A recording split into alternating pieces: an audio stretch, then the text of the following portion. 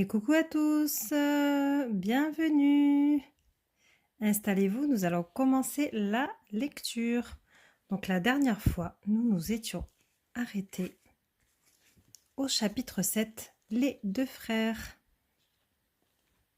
Allez, on y va.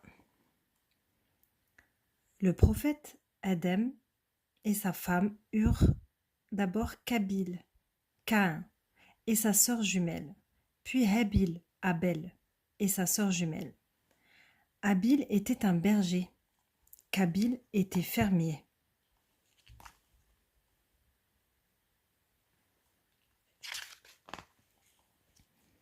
Autrefois, les gens avaient l'habitude de faire des offrandes à Allah subhanahu wa ta'ala.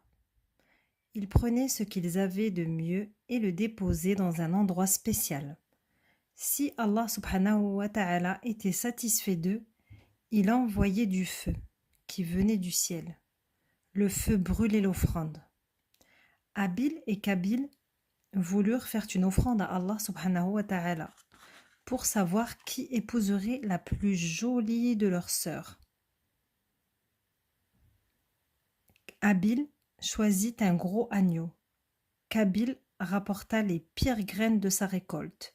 Ils déposèrent le mouton et les graines au sommet d'une montagne. Soudain, un éclair transperça le ciel et brûla le mouton, offert à Allah subhanahu wa ta'ala par Habil, mais n'atteignait pas les graines offertes par Kabil. Allah subhanahu wa ta'ala avait accepté le mouton de Habil, il était satisfait de Habil, mais Allah subhanahu wa ta'ala n'avait pas accepté les graines offertes par Kabil. Il n'était pas satisfait de lui. Kabil se mit très en colère, il commença à se battre avec Habil. Il cria « C'est de ta faute, je vais te tuer !» Habil aimait Allah subhanahu wa ta'ala profondément. Il portait toujours la crainte d'Allah subhanahu wa ta'ala en son cœur. Habil dit à Kabil, « Tu n'as pas peur d'Allah subhanahu wa ta'ala? Comment Allah pourrait-il accepter ton offrande? Crains Allah et il sera satisfait de toi. » Le visage de Kabil s'obscurcit de colère et son cœur s'endurcit. « Non, cria-t-il, je te tuerai !» Habil répondit calmement aux menaces de son jeune frère. « Même si tu levais ta main pour me tuer, je ne me battrai pas avec toi, car je crains Allah subhanahu wa ta'ala, le Seigneur de l'univers. » Kabil était jaloux de son frère. Il ne l'écoutait pas. Il commença à le frapper et le tua.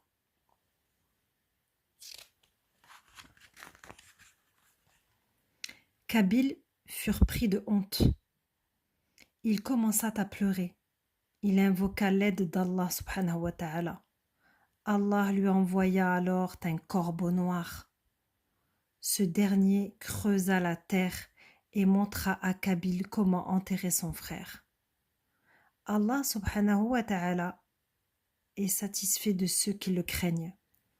Allah subhanahu wa ta'ala n'aime pas que l'on frappe ou que l'on fasse du mal aux autres. Retenons que deux croyants ne doivent jamais se battre entre eux. Cela même si l'un d'entre eux frappe l'autre, comme le doux et obéissant Habil. On ne doit pas répondre à la violence par la violence.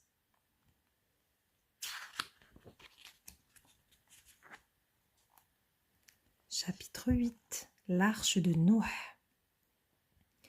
Il y a bien longtemps, vivait un homme d'une grande bonté. C'était le prophète Noé. Il aimait beaucoup Allah subhanahu wa ta'ala et Allah l'aimait aussi. Le prophète Noé vivait dans un village. Un grand nombre de personnes vivaient dans ce même village. La plupart d'entre elles n'aimaient pas Allah et ne le priaient pas. Noé était un homme très patient. Chaque jour, il allait de maison en maison et parlait d'Allah subhanahu wa ta'ala aux gens. Nuh voulait que tout le monde aime Allah et le prie, mais les gens se moquaient de Nuh. Nuh était très triste. À la fin, Nuh pria Allah. Ô Allah, préserve les croyants et punis les mauvaises personnes. Allah voulait punir les mauvaises gens par un déluge. Cependant, il voulait préserver Nuh et ceux qui l'avaient écouté. Allah subhanahu wa ta'ala ordonna à Nuh de construire un gigantesque bateau. Rapidement, le bateau était prêt.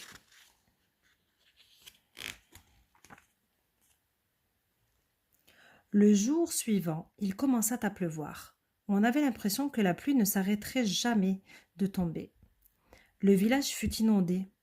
Nuh s'empara d'une échelle et grimpa à bord du bateau en compagnie de tous les gens de bien.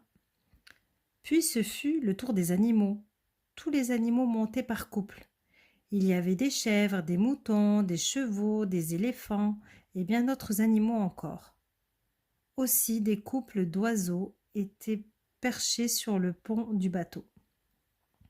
Il y avait des poules, des canards, des moineaux et des aigles.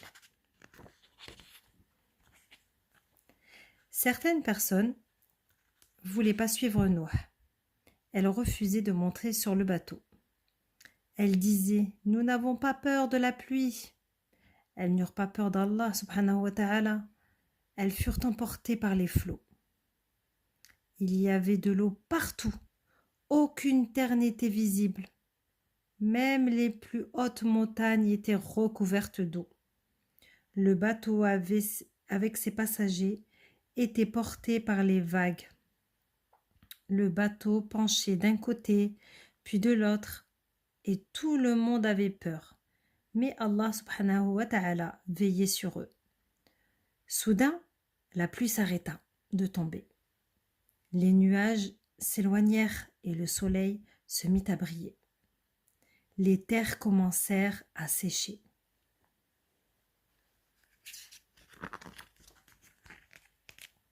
Le bateau du prophète Nuh heurta le sommet sec d'une montagne où il resta. Nuh vit que la terre était ferme et sèche. Il dit à son peuple de descendre. Ils laissèrent le bateau, les animaux les suivirent. Heureux, ils remerciaient Allah subhanahu wa ta'ala de les avoir sauvés. Louange à Allah qui prend soin de son peuple. C'est ainsi qu'Allah subhanahu wa ta'ala a fait du déluge et de l'arche de Nuh un signe et un avertissement pour les générations futures.